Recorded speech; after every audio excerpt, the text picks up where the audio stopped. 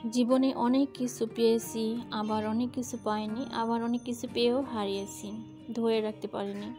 আমার অনেক স্বপ্ন পূরণ হয়নি। তো অনেক সময় মন খারাপ হয়, কেন আমি এরকম হলাম, আমারই বা এরকম কেন হলো। আসলে আমি অনেক কিছু পেয়েছি। আমার এই দুটো সন্তানের দিকে যখন তাকাই, তখন মনে হয় আমি কি পাইনি। আমি দুনিয়ার শ্রেষ্ঠ সম্পদ পেয়েছি। আল্লাহ তাআলা আমাকে মা ডাক শোনার মতো সৌভাগ্য দিয়ে দুনিয়াতে পাঠিয়েছেন। আর কি চাই এই জীবনে। নিজের সন্তানকে জড়িয়ে ধরার মতো, নিজের সন্তানের মা ডাক শোনার মতো সুখ মনে হয় কোটি টাকার সম্পত্তিও নেই। আমার এই ছোট্ট ছোট ছেলে মেয়ের দিকে তাকিয়ে আমি হাজারো কষ্ট মেনে নিতে পারি, কারণ আমার সন্তান আমার কাছে অনেক কিছু। আমার এই ছোট্ট মেয়েটা আজকে 4 দিন ধরে রোজা রাখছে।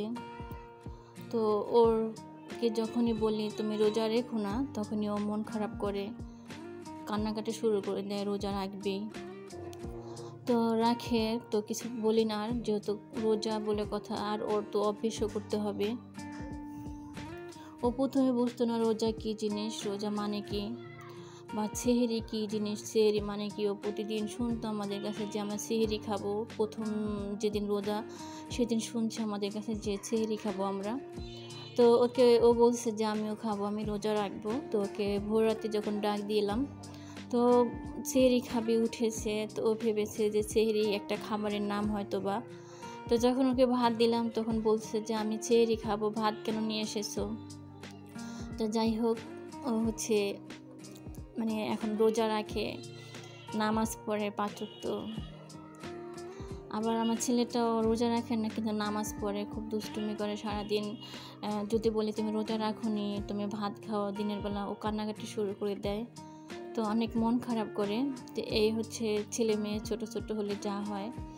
তো এখানে আমি কি বলবো, ছোট ছোট ছেলে মেয়ে যাদের আছে তারাই হয়তো বুঝবেন।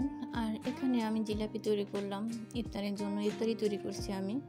তো এখানে জিলাপিগুলো খুব একটা সুন্দর হয়নি, আমার কাছেও পছন্দ হয়নি। আমি নিজে বানিয়েছি, কিন্তু আমার কাছেও ভালো লাগেনি।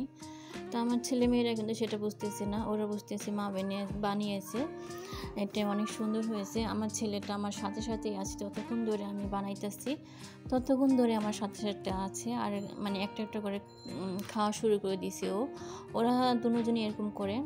তো এখানে আমি বানাইতেছি, ওরা এই যে এখানে বসে বসে খাইতেছে। তো যেমনই হোক, আমি যাই বানাই ওরা খুব পছন্দ করে, এটাই আমার খুব ভালো লাগে। আমার মেয়েটা রোজা রেখেছে, এর জন্য শুয়ে আছে, আর ছেলেটা সারাক্ষণ দুষ্টামি করতেছে আমার সাথে সাথে। যাই আমি বানাইতেছি সেটাই ও খাচ্ছে। তো এই যে এখানে দাঁড়িয়ে আছে, অনেক দুষ্ট হয়ে আছে আমার ছেলেটা। সবাই আমার ছেলে মেয়ের জন্য দোয়া করবেন, যাতে আমি ওদের ভালো মানুষ তৈরি করতে পারি। আল্লাহ তাআলাই হচ্ছেন উত্তম পরিকল্পনাকারী, তিনি আমাদের জন্য যা পরিকল্পনা করে রেখেছেন সেটাই সঠিক। তো এখানে আমরা ইফতারির সামনে নিয়ে বসে আছি, কিছুক্ষণের মধ্যে আজান দিয়ে দেবে, আর 1 মিনিট বাকি আছে। তো সবাই আমরা এখানে বসে আছি। এই যে আমার ছেলেটা কিন্তু অনেক দুষ্টামি করতেছে, মানে ও তো রোজা রাখেনি, ও খাওয়ার জন্য মানে হয়ে আছে। তো এই হলো অবস্থা, ছেলে মেয়েরা ছোট ছোট হলে মানে অনেক দুষ্টামি করে। তো এই যে আজান দিয়ে দিচ্ছে, আমরা এখন ইফতারি করে ফেলবো। আর আমি রমজান মাসে খুব একটা মানে বেশি জিনিস তৈরি করি না, যতটুকু তৈরি করি যাতে খাওয়া হয়, কারণ অপচয় হয় অনেক রমজান মাসে। তো চেষ্টা করি যাতে অপচয় করতে না হয়, কারণ বেশি জিনিস রান্না করলে, খাওয়া না হলে রেখে দিলে সেটা ফেলে দিতে হবে। রমজান মাসে বাসি খাবার না খাওয়াই ভালো। আমরা টেবিলে বসে তো ফল আর শরবত খেয়ে নিয়েছি, আর মুড়ি ভর্তা নিয়ে আমরা ঘরে চলে এসেছি, রুমে খাটের উপরে বসে, তো তারপরে খাচ্ছি এখন। আর এটা আমি রাতের জন্য রান্না করতেছি আবার। তো এই যে মুরগির মাংস আর আলু দিয়ে রান্না করতেছি। ভোর রাতে একটু ঝোল ঝোল করে তরকারি রান্না করে খেলে ভালো হয়। আর এই যে ভোর রাতে খাইতেছি আমি আর আমার মেয়ে বসে, আমার ছেলেটা ঘুমিয়ে আছে। তো সবাই ভালো থাকবেন, সুস্থ থাকবেন। আজকের মতো এখানেই বিদায় নিব। আর সবাই রমজান মাসে বেশি বেশি ইবাদত করুন, সবাই পরিবারের সাথে থাকুন, ভালো থাকুন। আল্লাহ হাফেজ। আসসালামু আলাইকুম।